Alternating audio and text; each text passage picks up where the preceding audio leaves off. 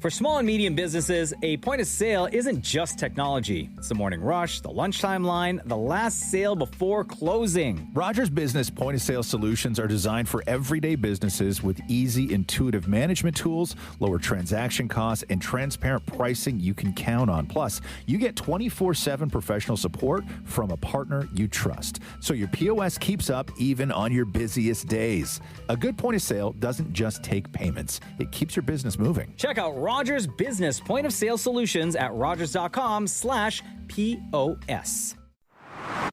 Frequency Podcast Network. Stories that matter, podcasts that resonate. How much did OpenAI know about potential violence in Tumbler Ridge? As first reported by the Wall Street Journal, the company flagged activity on ChatGPT by the shooter months before the attack, but chose not to alert government or police because the interactions didn't meet an internal threshold.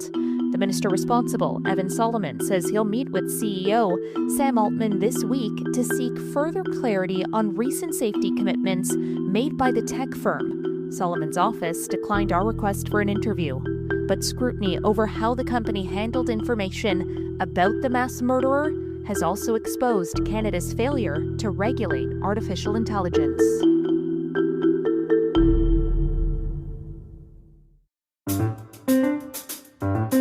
I'm Caryn Ceolin, and today on The Big Story, I'm speaking with University of Toronto professor Ebrahim Bagheri to discuss whether a private corporation should have made such a high-stakes decision at all. It is such a pleasure to be speaking with you today. Thanks so much for carving out the time. My pleasure.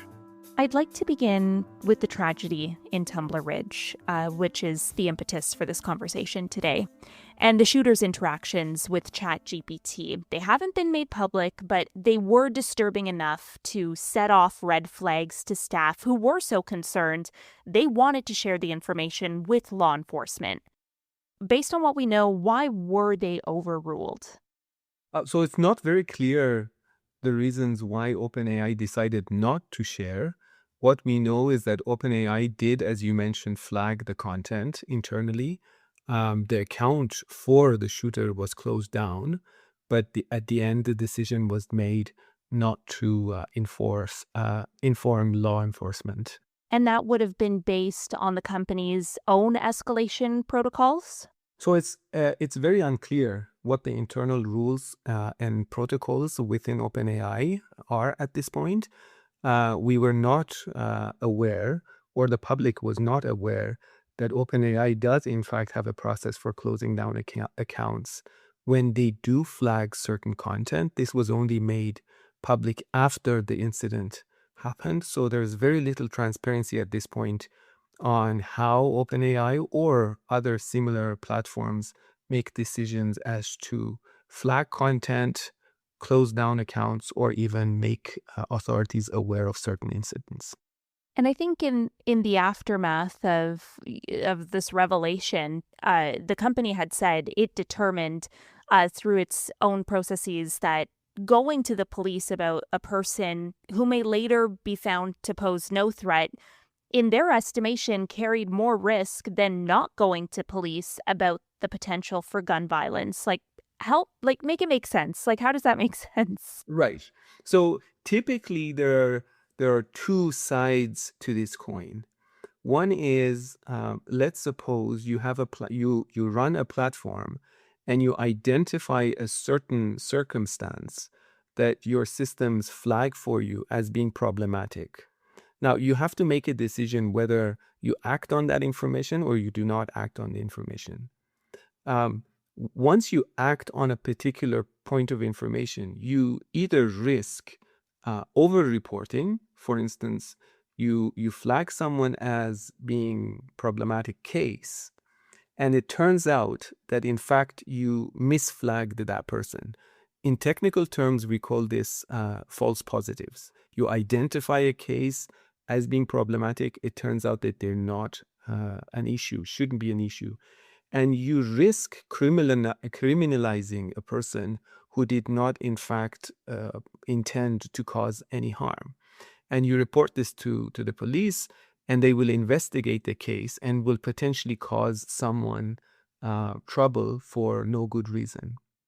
So there is this case of over-reporting, and you don't want to end up in those situations.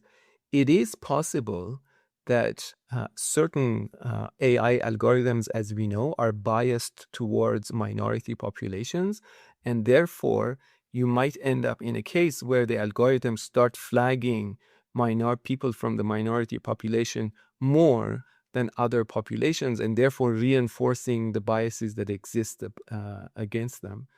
Now, in this particular case, I think we weren't in the over-reporting scenario. We were in the under-reporting scenario, where OpenAI looked at this and said, maybe we shouldn't raise a flag because we don't think it's serious enough, and therefore we don't want to jeopardize a person's livelihood by reporting to them to the officials.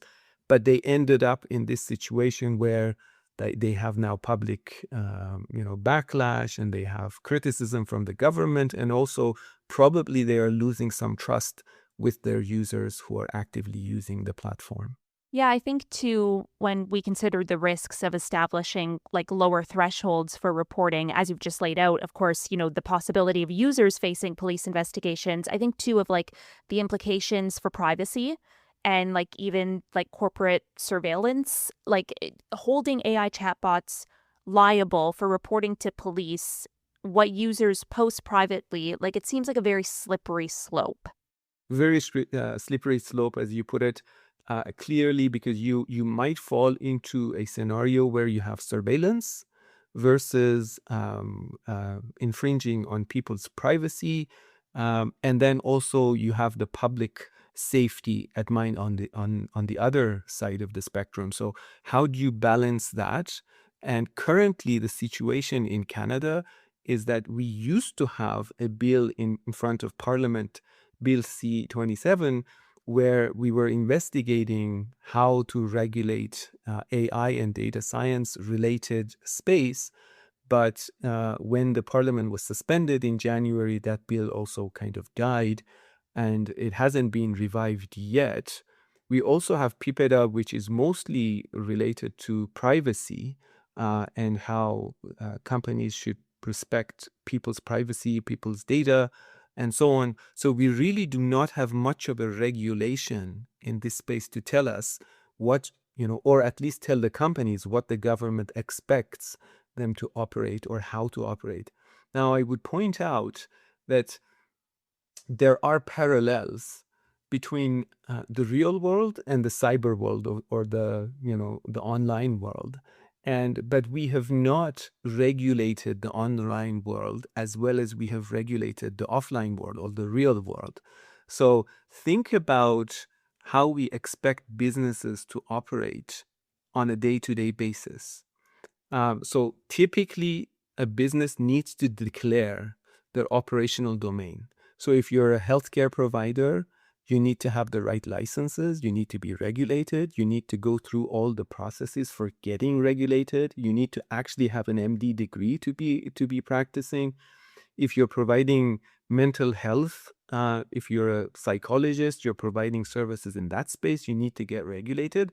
Those are known requirements to operate. However, when you cross from the real world to the online world, those seem to go away. So you can now be a platform and provide all sorts of services as these AI platforms like OpenAI's ChatGPT provides, but not be held to the same standards that a real offline world businesses are held to account.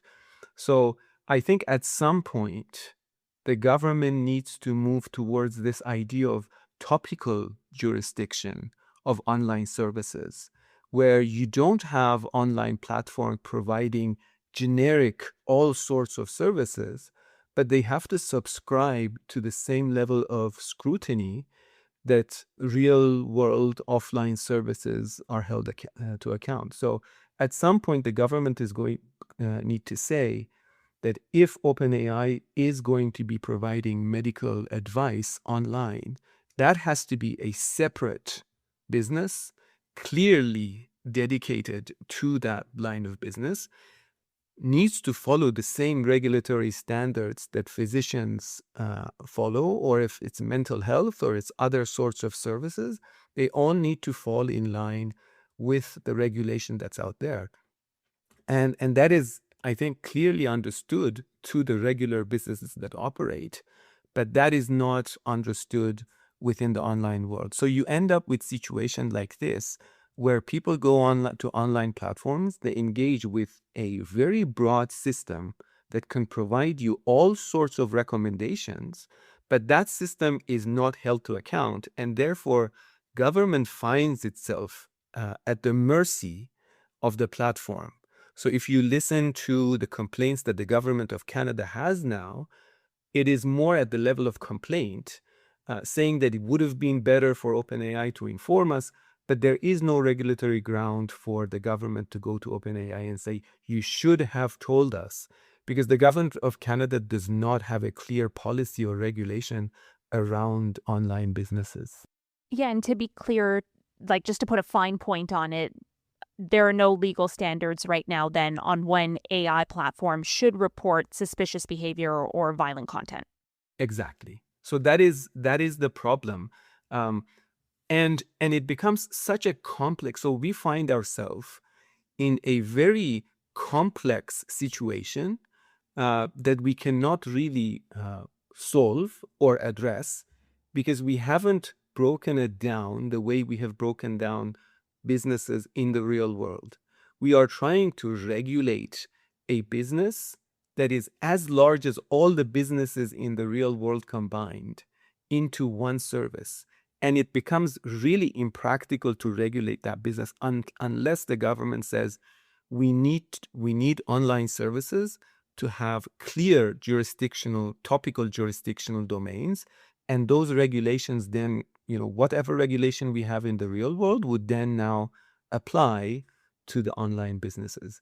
If you go, for instance, to a therapist, and you disclose to your therapist that you are a threat to, you have certain intentions of going into a school and shooting, the responsibilities of the therapist are very clear in terms of when they report someone to authorities, how they do it, patient privacy, all of those things are laid out and very clear.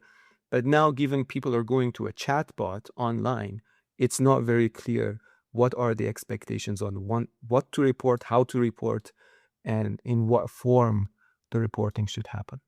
Yeah, I think what really struck me was because it's currently up to companies to set their own, individual protocols with so little transparency that even the minister responsible, Evan Solomon, the minister of AI, he needed to request a meeting with executives because even he didn't know how their safety policies, what they were and how they were administered. I mean, this kind of seems like a natural consequence of leaving such a high stakes decision to corporate discretion. Yes.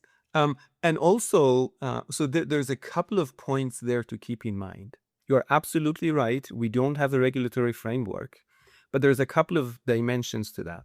First of all, the speed of technology is so high that it's becoming impossible to catch up with technology. So if you think about even how large language models that power these chatbots have evolved over the past year or two, the amount of progress that's happened is unbelievable. So even when Bill C-27 was put together, the capabilities of these generative AI models, these chatbots, were not to the point where they are today. 6 months ago, the amount of hallucination through chatbots was very clear that the chatbot is hallucinating. Now, when the chatbot is hallucinating, it's not very clear the lines. It might be hallucinating, but it's not very clear and it's not detectable by a regular human. So the fact that the government needs to move, or the regulatory system, the parliament needs to move as fast as technology is a dream that might never come true, because our legislative system moves at a very slow speed. Technology is moving at a very, very fast and rapid speed, and these two cannot catch up. And the government at the same time is fearful that over-regulation might hamper innovation, economic progress, prosperity in terms of economics for the Canadian society at the same time. How much do we regulate technology so that companies are able to progress their technology, the businesses thrive, and at the same time, you don't want to under-regulate them so that we end up in the situation where we are.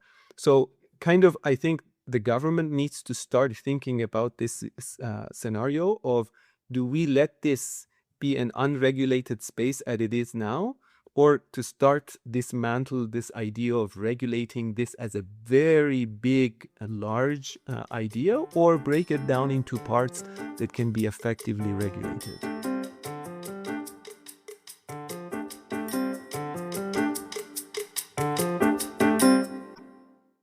The Carney government is trying to create an AI ecosystem. They say to boost national productivity, build sovereign data capacity, which would require, I would think, investment from AI companies. So how do you clamp down on those companies when you're trying to court them? Yes, so that's a great point.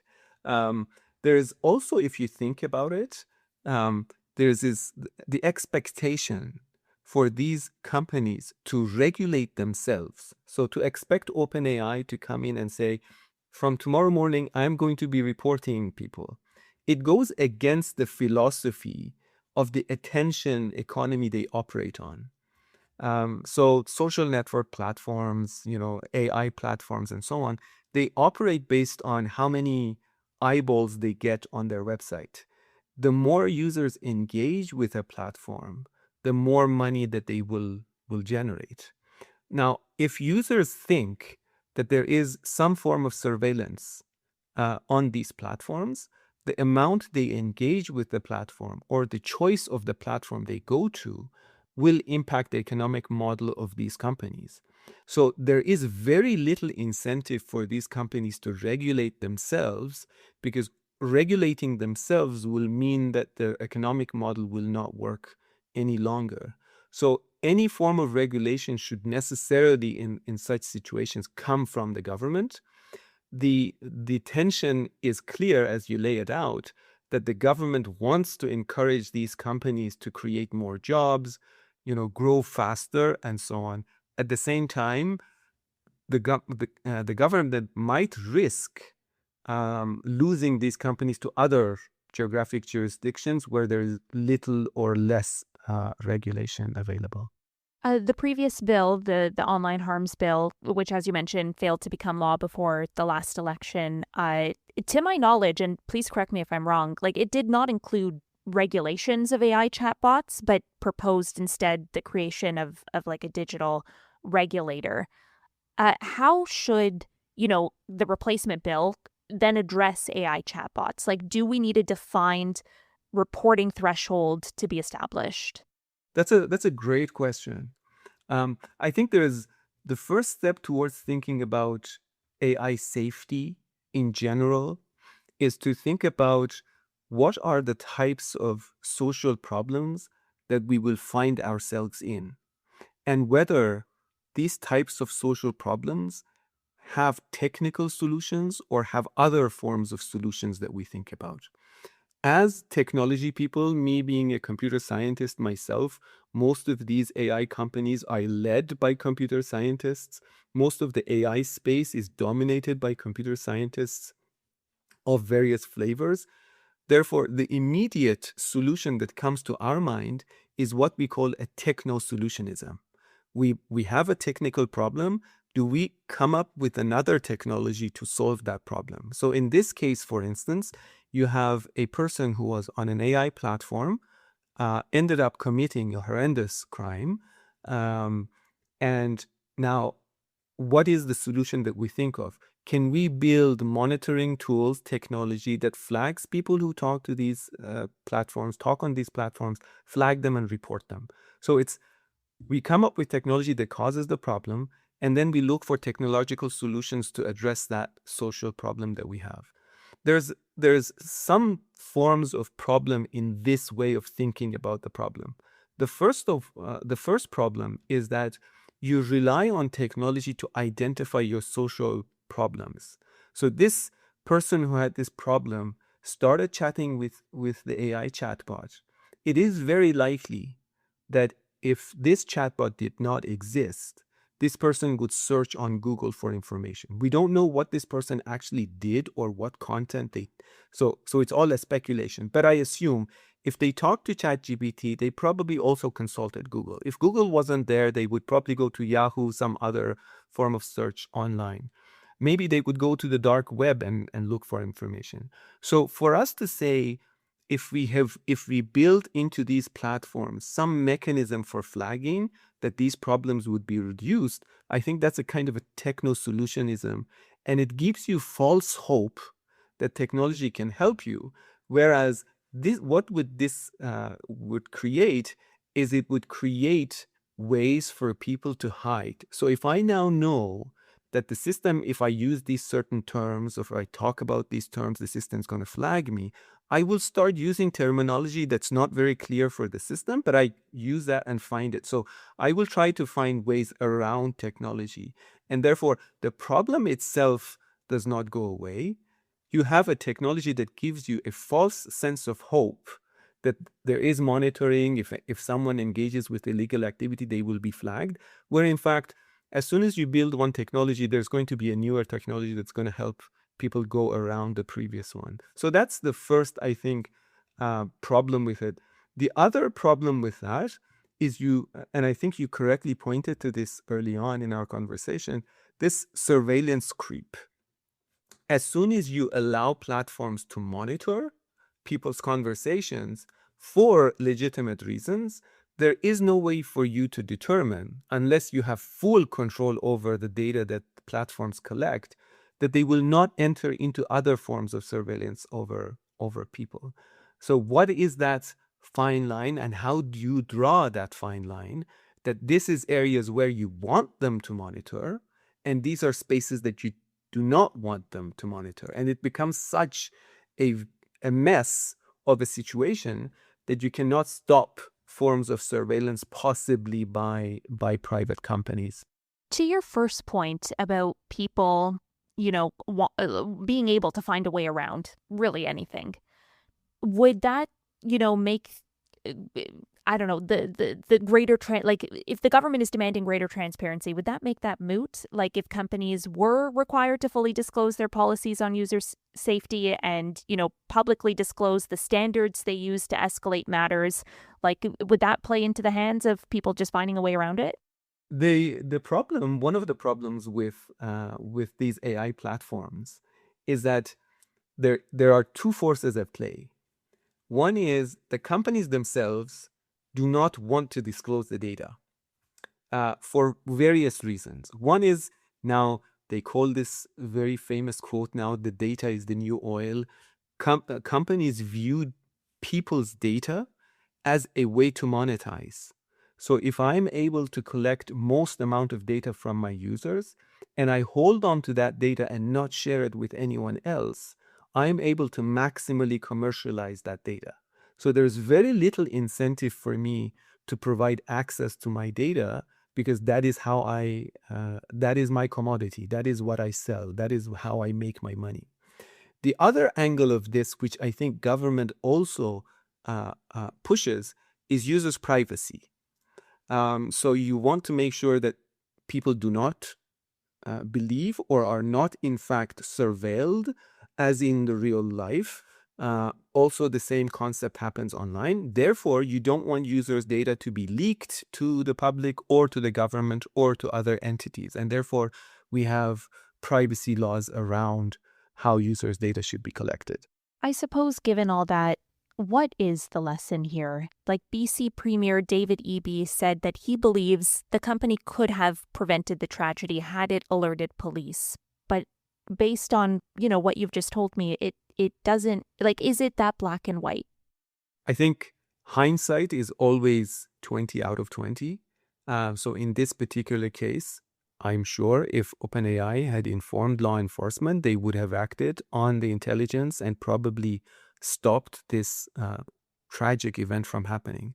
However, I think these incidents should not go, we should not just talk about this one incident because this happened. We should talk about the bigger picture of what is going on with online AI platforms, and for that matter, also social networking platforms, right? We know that, for instance, countries like Australia are now mandating age limits for access to social networks, which I think is a great move. The way these systems are monetized, they have addictive behavior, which is poisonous for the young generation who are going through development phases of their lives. The content they get exposed to on these social networks, there's no way to control who gets access to what content, how it shapes teenagers and young adults' beliefs, their behavior. There's clear evidence that shows there's direct relationship between online exposure to content and real-world behavior. So if you are exposed to some harmful content online, that gets translated on real-world behavior. So I think this is not an isolated event. The government will need to think deeply and carefully about how they regulate the online space, the social networks, as it pertains to the younger generation. And also these AI platforms that are here to stay, I don't think they're going to go away. They're going to just grow bigger and bigger. Whether that means the government now mandates topical jurisdictions, government mandates transparency of data collection practices, and so on. But there needs to be a concerted effort within the space of regulating online social networking platforms as well as AI platforms. Really appreciate your analysis and insight today. Thank you so much. Thank you for your time, Caryn. And that was The Big Story. We'd love to hear your thoughts on this conversation. Send us an email at hello@thebigstorypodcast.ca. Reach us on Instagram at FrequencyPods or on Blue Sky at The Big Story. If you know someone who might enjoy this episode, be sure to send it to them. You can listen to The Big Story every day on the Seeker app or wherever you get your podcasts. Thanks so much for listening. I'm Caryn Ceolin.